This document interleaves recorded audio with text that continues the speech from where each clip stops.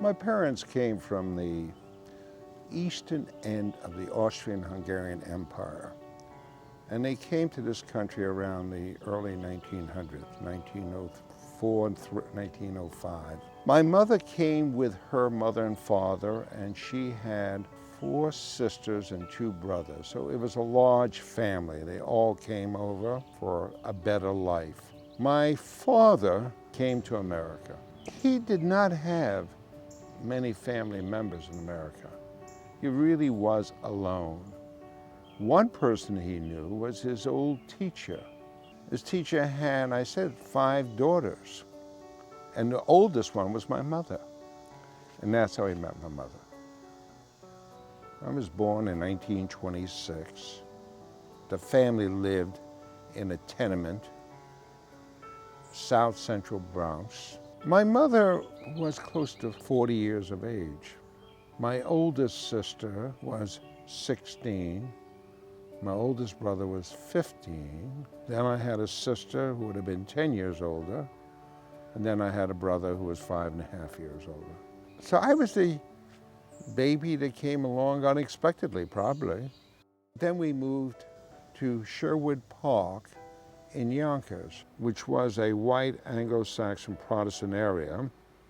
I was one of 2 Jewish families that I know of in the area. We were in Sherwood Park because my family bought a store. It was called the Sugar Bowl, which is the old famous name for a sweet store, had ice cream and candy. They sent me to kindergarten, and then the Jewish holidays came into being, September and October. You had the Rosh Hashanah and Yom Kippur. So they kept me out of school for that. And I guess they didn't bother sending me back. And nobody realized that I wasn't going to school. And I sort of, on my own, used to explore the neighborhood. I used to go off into the woods. There were woods at the time. There were caves.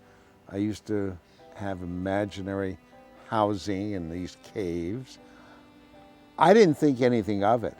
Matter of fact, I used to go by the store and they used to see me during the day and nobody asked why I was not in school.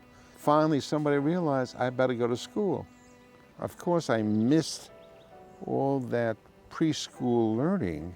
They didn't put me back. I stayed in the 1st grade and had to sort of catch up. But I think I felt stupid. And I think back now, an idea a kid of 5 could wander around for almost how many months without, any supervision. And that was life for me.